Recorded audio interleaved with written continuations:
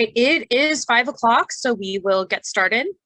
Good afternoon, everyone. Please remember to mute yourself whenever you are not speaking. All slides and links referenced in this webinar will be sent out along with the recording in the April edition of the Light Center monthly newsletter. We are ready to start this session in which we will discuss online instructional engagement while discussing weekly topics on GAP as key to guaranteeing academic success. We will discover ways to use discussion questions as an enriching and valuable teaching resource while boosting students' engagement in an asynchronous online environment. And this afternoon, Dr. Klockow, hopefully I pronounced that correctly. I was remembering how you pronounced it this morning. Westcliff University instructional designer will be facilitating this Y series session.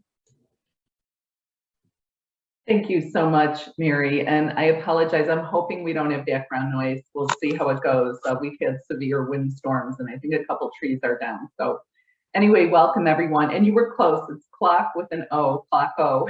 So very close, Mary. Thank you. And I'm just going to get started. Welcome everyone, and we can post questions in the chat as well, and we'll regroup at the end, and I'll look at those, and we can hopefully go through all those. Is this on your screen, Mary? Oh, there you are. Thank you.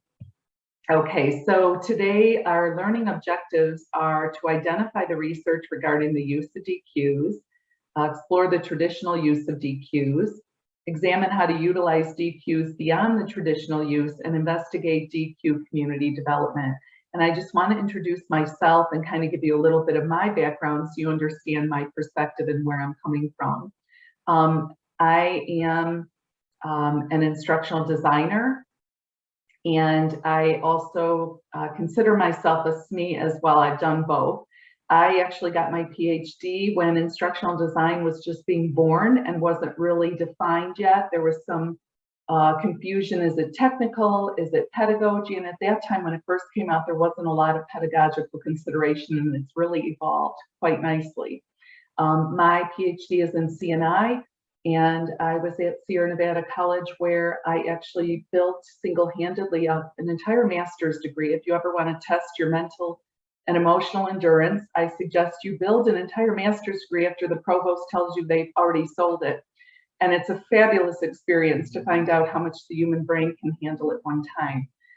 So I actually built it face-to-face first, and then it transferred online, which was an awesome experience for me, because I really got to see the shift in pedagogy from face-to-face to hybrid to online. And it also taught me a lot of valuable lessons about curriculum design.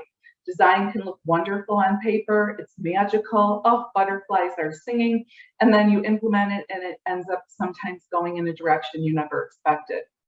And I'm fine with that fluidity. So in this session, I want to kind of talk about just briefly the research, explore the traditional use, and I'm going to share with you some of my failures. I don't consider them failures, actually. They're AFCOs, another fabulous growth opportunity. You can fill in however you want to with that acronym. And how I changed my practice based on that. And then we'll talk about some ways to enhance discussions and hopefully engagement. Okay, so it's first identifying the research, why online discussion, the research discussing myths about online discussion, and then the research regarding online discussion theory to practice. So I looked at a lot of studies. I took the current one that I chose, Kilnick and Adpolik, because they look at a discussion, an online discussion. They actually refer to it as an effective learning material. And in my mind, that is how I kind of see the use of the discussion. It's another way to get at content, another way to scaffold content, basic introductory content, or even higher level thinking content based on how it's adapted and how it's utilized. So based on their study, some of their overall findings, I'll just summarize, but learners, they believed what they found after sampling in case study was that learners should be able to contribute without the worry of doing it wrong. Learners that are silent should be gently encouraged to participate. Learners should be able to participate in a simple way. They should be encouraged to express their thoughts. should support social interactions among learners, provide feedback and model feedback, and post in forums. And again, later, I'm going to talk through some of those and some of the challenges I have had personally with those and how I've kind of overcome those challenges as I live and learn in my curriculum journey. Okay. I'm trying to be mindful this time, Mary. This morning, I ran out of time. Okay, so the study also summarized the advantages of discussion forums, that learners do have enough time to express their opinions. It can create a learning community, and part of my dissertation thesis was on learning communities, and so I'll discuss a little bit about the importance of setting that up online, enabling learning through peer interactions, and again, we'll talk about how that needs to kind of be facilitated and set up, enables students to encourage various points of view, and it encourages exchange of varying ideas. So some of the myths in the research, and this is just a broad sampling, there was many, these are just kind of the ones I picked, was the discussion board limits participation. So it's believed that, oh, sometimes they're not going to participate or they don't participate. And in my opinion, part of that is true, but that's based on the pedagogical setup of the discussion board and then the instructor interaction. We'll talk about that later. Discussion boards require less student effort. I think there's sometimes a myth among students, oh gee, I'll take an online course, it'll be easy. And they don't realize the amount of work and time it really takes and the skill set it takes, really. They have to be very self-motivated. I find it interesting, there was actually research done on faculty, and the time on task faculty online versus a face-to-face course was a great deal more than face-to-face. So online teaching, for me, it's always kind of I'm always checking in. Discussion boards must have a prompt. Discussion boards must be focused on one specific content, or discussion boards must have course-related topics. And again, I'm going to talk a little bit about that later. In an introductory level course, it's fair to use the discussion board to introduce baseline knowledge concepts. That's fine. However, there are ways to integrate other either case studies or other research or articles to help that engagement. So thank you, Mary. The other research I looked at was by, I believe it's Byrne, and it was online discussion theory to practice. He used a 4-quadrant to determine and diagnose what type of discussion board you have in your course. One was deliberate, which is individual and cooperative, and the purpose of that is to deliver information. My experience with discussion boards, the ones where I've taught at colleges, usually fall under deliberate. This is the knowledge, this is what you're going to learn, this is the content. A dialogue, collaborative, and cooperative. The purpose there is to exchange information and build relationships. Declare, which is individual and coercive, and the purpose would be to convey emotion. I think of declare as critical theory. If you want to kind of evoke some emotion and passion, post some critical theory articles and you'll really get a conversation going.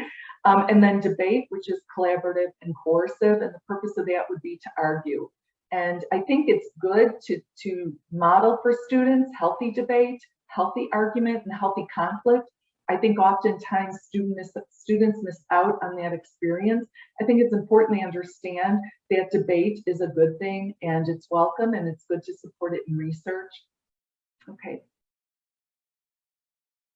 Okay, so exploring the traditional use of the DQs, I'm going to tell you a little bit about some of my nightmare stories that I've experienced in my online teaching and in my development in the courses I've built and what I learned.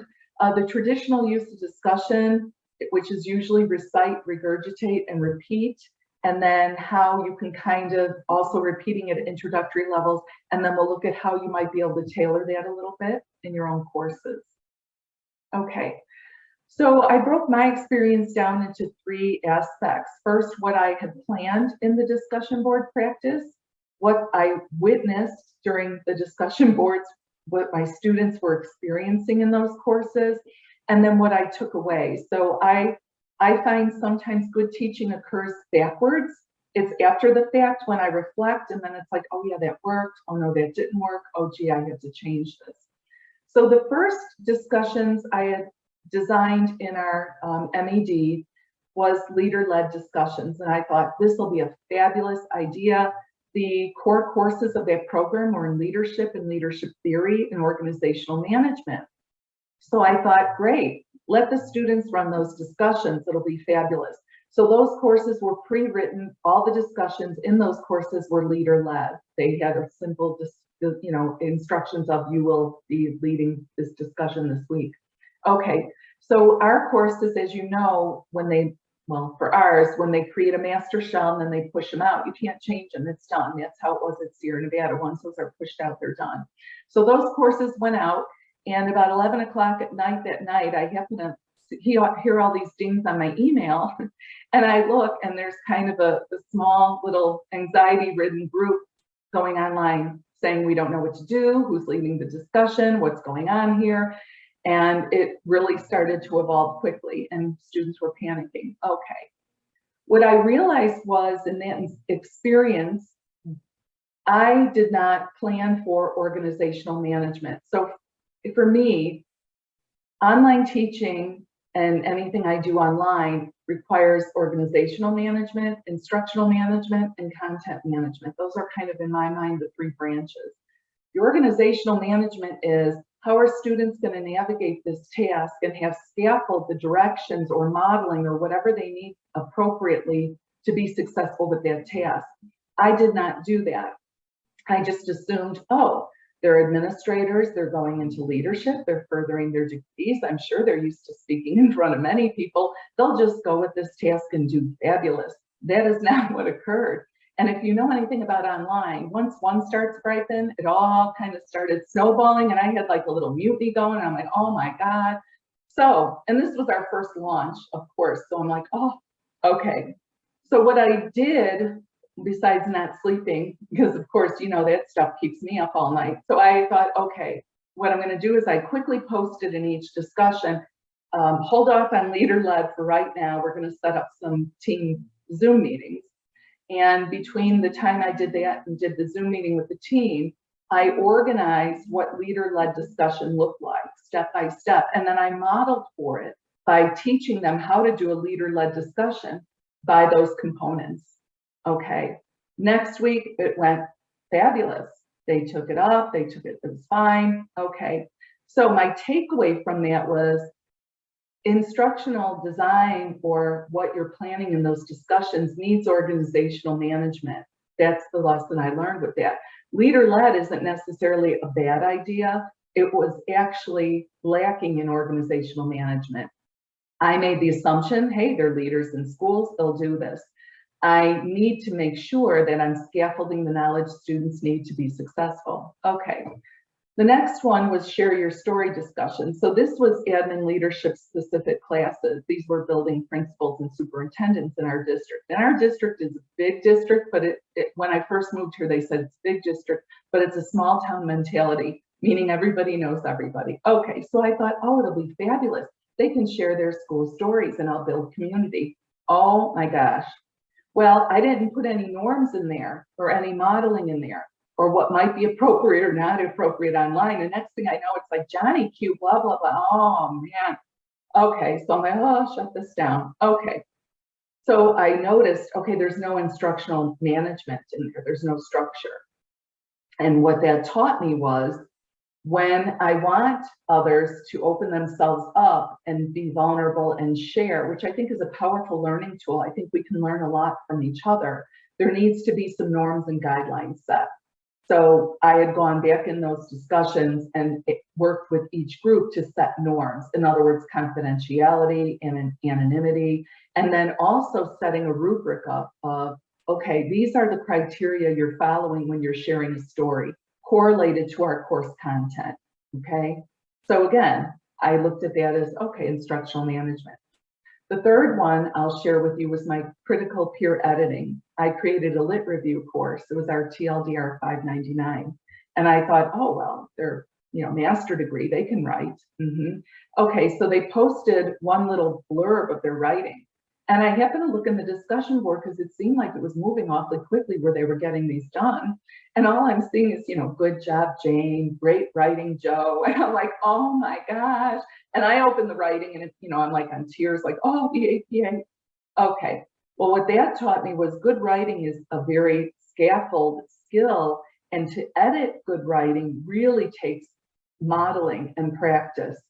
So again, I went back and I created a checklist that I posted in that discussion using questions. I find questions are a lot easier when you're reflecting, and then walk them through an example. I made up a fictitious student and how I edited that using that checklist and posted that to each group. And that way it would help them evolve over time. My point of this is what I've learned about discussion boards and my teaching in general, especially with what I'm doing with my discussion boards, I have to be diagnostic. There's not a one size fits all. Every group, as you know, when you teach is different. Every group is unique. Some groups seem more social, some groups seem more excited about the learning. It has to be diagnostic. And that is one of the most valuable lessons I learned about trying to get students engaged, especially in discussion board practice. Okay. So the traditional use, or at least what I have come across with pre-designed curriculum, is the recite. So an example, and I use dog training. I always use dog training because I want the cognition to be focused on the frame. During chapter 1, what are the 3 methods of dog training you read about? Now, there's nothing wrong with that. If it's an introductory dog training course, you are going to need to know the language of that discipline. There's nothing wrong with that. Regurgitate. However, I will, in the next slide, talk about how we can add value to increase engagement. This is the way I look at a discussion board. If we were at a dinner party and I walked up to you and said, hi, when you read that chapter 1, what are the 3 methods of dog training? And you're reaching for your meatballs and you're eating and you're saying, oh, these are the 3 methods. The conversation stops. We're done. You said the 3 methods, we're done. So I always try to think of that when I create my discussion board. What if I'm sitting at a dinner party, what's going to create conversation? That might be a baseline of knowledge they need to have, great. But then what's going to have conversation about that? The regurgitate is what are the 4 dog breeds famous in England that were discussed in chapter 2. And then the repeat. During this week's discussion, you will answer the following question posted. There's nothing wrong with those practices. If that's what's in your course, fine. My thought is I just got to teach from where I'm at. I always try to think of it, if I'm at that dinner party, what is going to be engaging? How can I create conversation around this? Okay. So the recite, once students answer the post, you could apply higher order questions to get them to think about their post and or post a controversial article to the team, maybe about one of the training methods, asking students what they thought about the article. I find if articles are controversial, they tend to provoke a lot more emotion and tend to evoke a lot more dialogue. Regurgitate, when students answer the post, you could apply higher order questions to getting them to think about their post, or a post, again, controversial about one of the breeds or what they thought about one of the articles. And then reflective, you can actually, I think it's okay to ask students what worked in this discussion, what didn't work, what do you find interesting, what do you not? I think oftentimes as instructors, I know for me, I forget, they do have a voice in this, and it's okay that their voice is heard in this process. So the traditional use, again, it becomes challenging, and I recognize this when discussion posts are required each week. Now, if you've ever had a course where they're required each week, by about week 4 or 5, it's painful. They're like, oh, discussion post. Okay. Sometimes they're at the lower level courses. There's nothing wrong with that. There's fine, I'll say it. Rote learning is acceptable if it's a basic knowledge, discipline, language of that discipline. There's a place for it, fine. The goal is to always push for higher level thinking. Discussion posts sometimes are used as a way of addressing institutional outcomes. I've seen discussion posts saying, did you believe this week you met the course outcome goal number 1? Okay. So again, it's not that they're wrong. There's really not a wrong, but it's just to start getting you to think about, okay, this is what I'm given. Now, how can I make this a little bit more engaging? Okay. So the alternative is to use questioning, and we'll talk about that. And then in the second workshop, I'm really going to hone in on the specific types of questioning that I'm just going to breeze over today. And I'm actually going to bring up a ton of different examples. And if you come back, I'm hoping you bring really good examples of what really is difficult to work with in discussion boards, so we can brainstorm and think about how we can make those engaging. So questioning, encouraging students to discuss their experiences about a topic. You know, students like to share their stories, and I think that's a good way to get them engaged. Personal stories, personal experiences can be shared to encourage discussion around a topic. Again, the importance is to set norms in your groups before those occur. And I always have the groups come up with their own norms so they understand this is kind of the boundaries within the group. And then outside sources, articles, resources, there's videos, there's links, there's research. Again, to just encourage dialogue further about the topic. I just want to say here too, at a baseline level course, let's just give the dog training example. Let's say, okay, by week 3, you can't post another article about that. Well, there's also social emotional outcomes. You can look at some strategies regarding those. And there's also DEI outcomes. You can look at some strategies regarding those. That's another good way to kind of embed those institutional outcomes. Okay, so how to utilize DQs beyond the traditional use. And again, this is going to be a little brief, only because during the second workshop, I'll really get into, we'll actually practice and apply the different strategies. Bloom's taxonomy, so questions can be connected to the levels of Bloom's to encourage engagement. The Socratic method of questioning, questions applying the Socratic method to encourage interaction, and probing questions, questions that are used to encourage active student voice. So Bloom's, of course, there's the levels of Bloom's, and there are different questions you could correlate. And what I've done for myself as I teach is I kind of keep folders with resources. If you teach the same course, you know that I kind of end up, you have your own library. So it's like, if I know there's a good article about that discussion, I'll kind of save it. If I know these questions are good probing questions, I use those. So knowledge would be something like, what is the purpose of, or what events influenced? The level of understanding. So in your own words, what do you think, or what does it mean to? So these would be kind of prompts within that discussion board. At the level of Bloom's of application, it could be, where else might this apply? Or explain how one might use, or how is this an example of? Within analysis synthesis, it might be, how are the ideas related? Or what ideas could you add to? So again, it's just a little, it's kind of a push. It's a little bit of a push to try to get them to think just outside what's being asked of them. Bloom's taxonomy on the evaluation level might be, which approach would you choose and why? Which method solution do you believe is best and why? Can you evaluate this idea in terms of, do you agree that? So open-ended, but again, it's trying to push a little bit beyond what's initially asked. The Socratic method can also be used to increase engagement. You can ask for clarification. Why do you say that? Or how does this relate to our discussion? Probe assumptions. What could we assume instead? Or how can you verify or dispute this? In the Socratic method, they also have probing reasons. So what would be an example of? Or what do you think causes this to happen? Probing viewpoints. What is an alternative?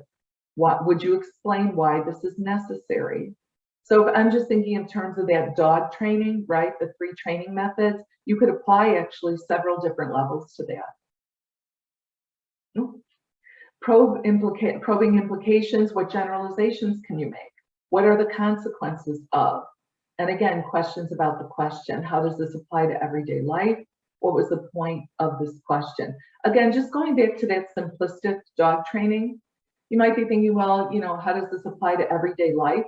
Maybe post some type of research on the amount of dogs that end up in a shelter, trained versus untrained, and just have them discuss that. That's a higher level, that's questioning the question. Okay. Probing questions are designed to encourage deep thought about a specific topic. So these are open-ended. Why do you think that is?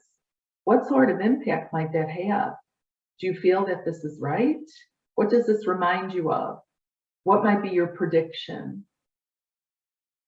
Probing questions are open-ended. They try and are designed to promote discussion and critical thinking. What might be your biggest fear regarding this? What do you think the root of the problem is? How do you know this is true? What might be the connection between these things? What might be the long-term effects? So again, I'm just thinking of my dog training. What might be your biggest fear regarding the use of these training methods? What do you think the root of the problem is if I posted that animals ending up in shelters? How do you know this to be true? So it could be something that's a very simplistic topic, but that just shows that you can apply all three. And then finally, I'm really trying to stick to that timeline, investigating DQ community development.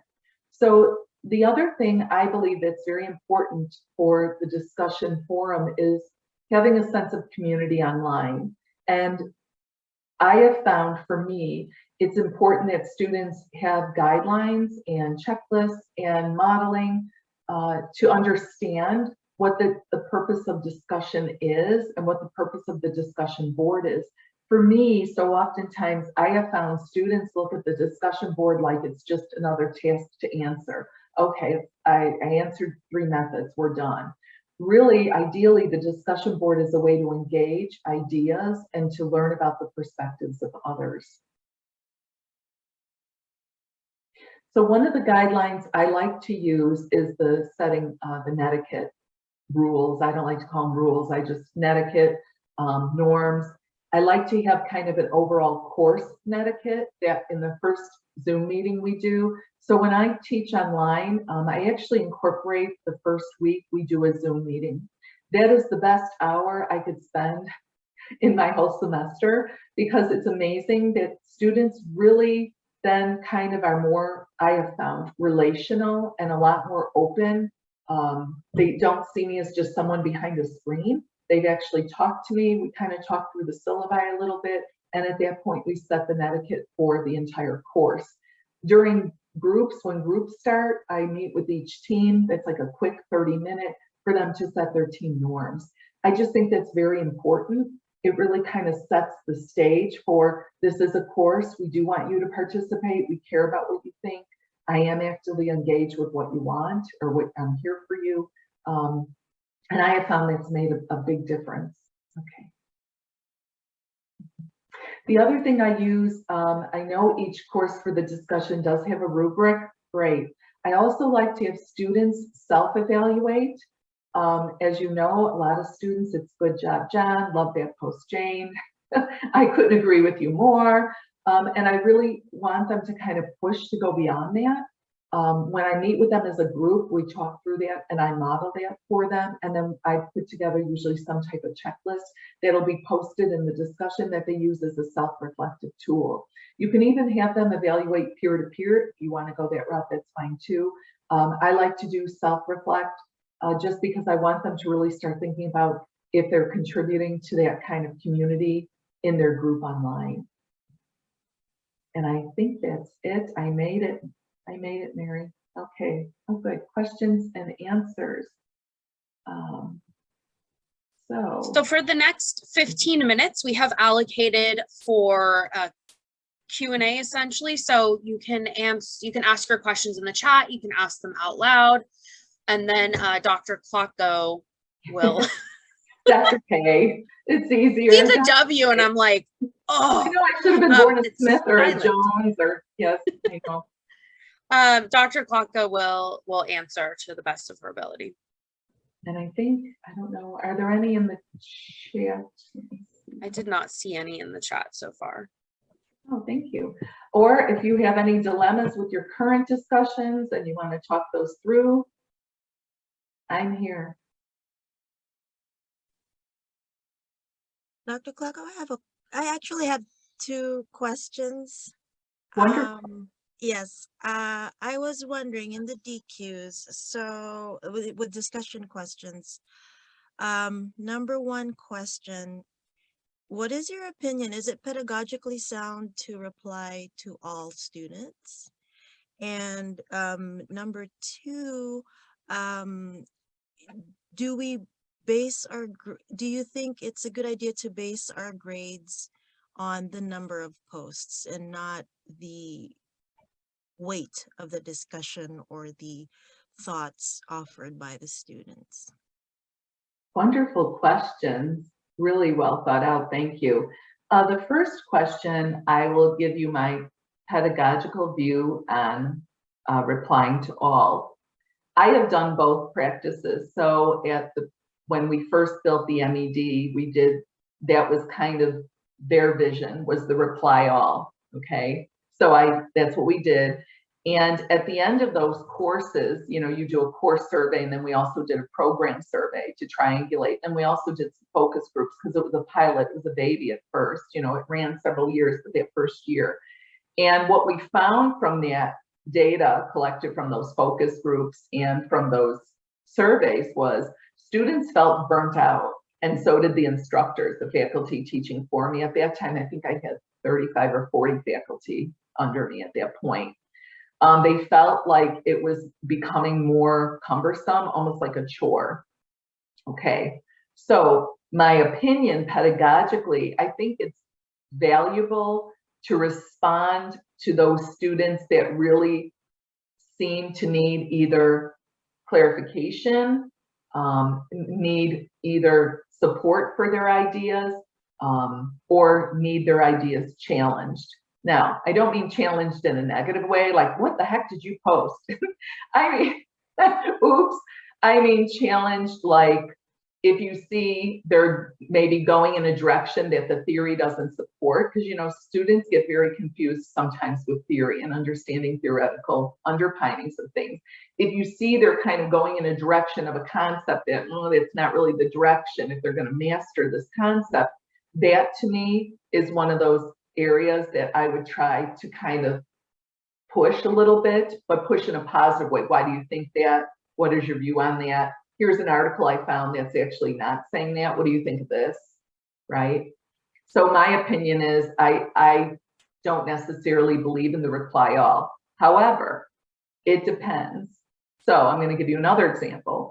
If I am doing an introductory, let's just say math accounting course, okay? And part of the discussion is in the groups, you post your answer and your process to a problem of some type, then I probably would respond all, because I want to make sure each student is understanding the process of that individual problem, okay? Now, would I do that every week? No, I would not.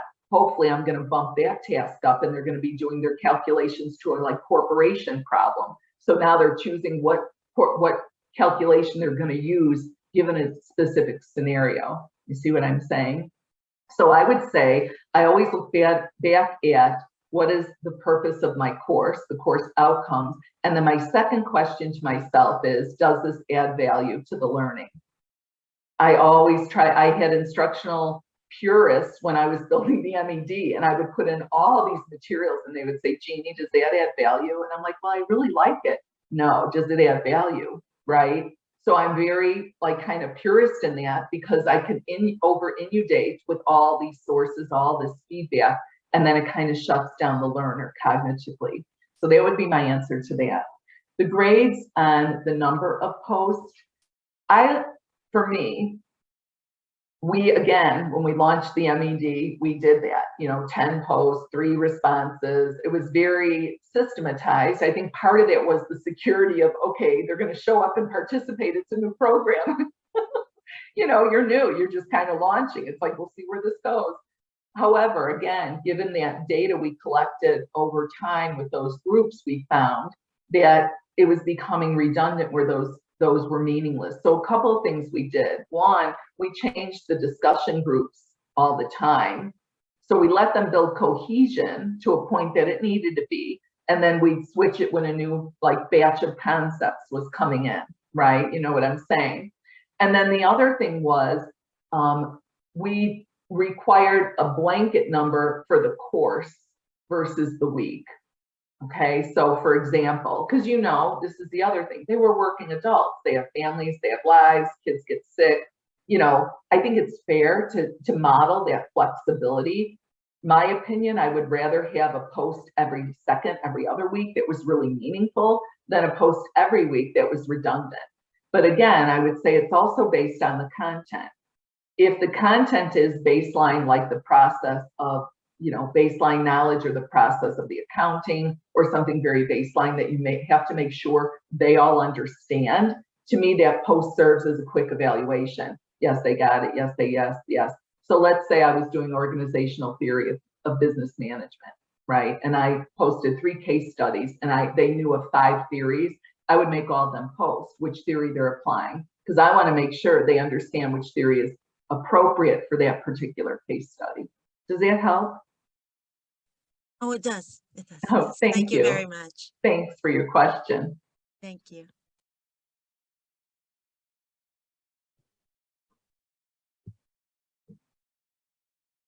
Any other questions or scenarios or anything else that you would like to ask Dr. Klocko or discuss with the group? There's 30 of you in here. Someone has to have something. Come on, tell me your worst troubles, your worst fears, your greatest writing story with your grad student. Yes. All right, I have something that you might help me with. What about the question of formatting a question properly and answering it in the format properly? I know that a lot of us here at Westcliff, we use the APA style of writing, and we also expect our students to answer it in that format. I've run into trouble where the question is it's an excellent answer, but it's not formatted correctly. How much of a weight would you put on that in regards to grading wise and also the taking in of that answer? So that's an excellent question. Oh, students just love APA, don't they? No. Okay, so first off, I would say, just my diagnostic mind, this is where I go. So I think to myself, okay, how many students out of, let's just say you have 10, how many don't use the format properly? Okay, so if my diagnostic self tells me 8 out of 10, that's a pedagogical and content issue. Okay, so I would think to myself, okay, I'm going to have to do something up front to address that, because that's telling me something is lacking in what they need to be successful to do that. Because I'm guessing the majority of students aren't going to say, I think I'm just going to be defiant and not use APA and just get a horrible grade. That's just what I want for myself today. I'm just thinking, yes, there's the anomaly that maybe they might. I'm not going to say I haven't run across 1 or 2. However, if I look at it and it's a consistent issue among a certain amount, then I think to myself diagnostically, how can this be addressed? One of the things, an APA is so painful for students because what they don't understand, and I'm dating myself, but it's like trying to memorize the yellow pages. When we had the yellow pages back when I was a little girl, it'd be like, look for taxi cab. Darn it, it's under cab. It's not under taxi. Darn it. Yes, because it's a technical skill that you have to logically understand how technical APA is. That's a technical resource book. I'm never going to memorize APA, ever. It's technical. It's like memorizing the yellow pages. So I have found in my initial Zoom with my students, especially if it's at a master level where I know we're going to be doing APA extensively, we have a little mini APA, I'm going to call it workshop, and it's not long. I like to get in, get out, do what I need to do, maybe 30 minutes. And again, I use dog training, and they're an author of a dog training book. Of course, it's sophomore, because I don't want them to pay attention to the content. I want them to pay attention to where the period and the comma goes, right?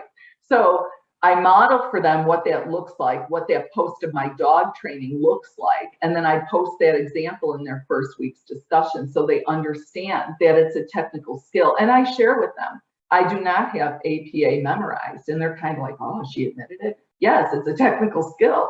And by the way, it changes every three or 4 years. When you finally got it down, a new edition comes out. So I would say first, look at your percentages. If it's 1 or 2 students, I would say provide them with a resource in that discussion group of a modeled APA example. This is what APA looks like. So Dog training is a great thing to do. I love dog training. That's right. That's number one. Then dog training, according to Jones, 2021, is blah, blah, blah.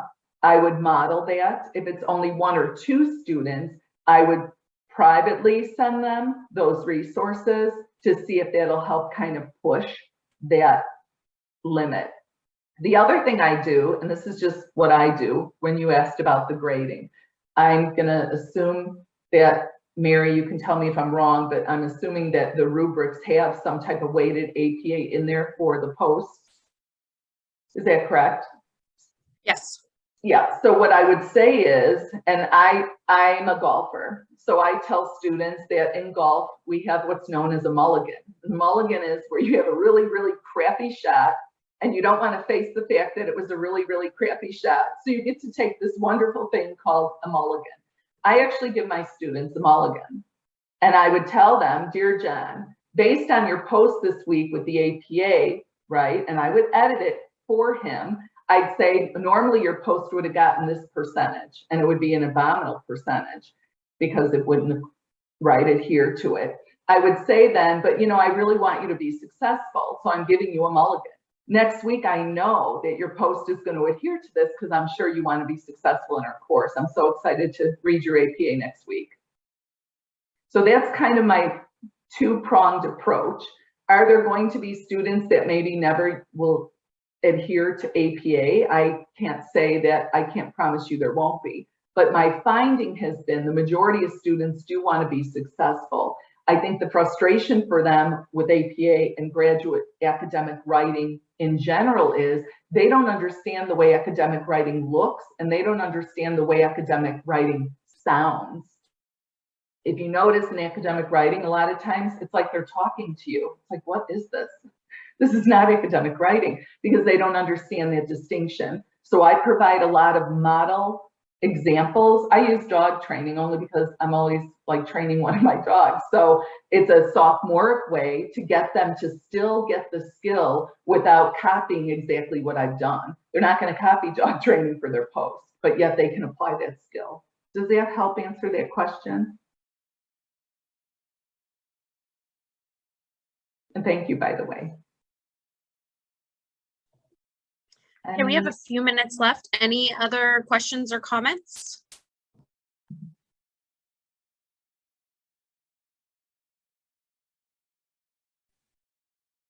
Excuse me. Hi. Yes, I sent a message on the chat, please. I'm sorry. Yeah, it is on the chat because the topic is very wide and very important. And this time, 45 minutes or 15 minutes even, not enough to discuss this very important for us, for the faculties, to discuss a lot of related questions. You're talking in relation to APA and the level of graduate writing and feedback?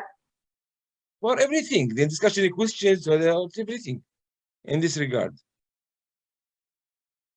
Yes, and let me just explain, I agree. And the reason it was broken into 2 sessions is the next session, I was hoping that individuals that attend could bring kind of their challenges with them, and we could maybe start applying some strategies to address some of those challenges.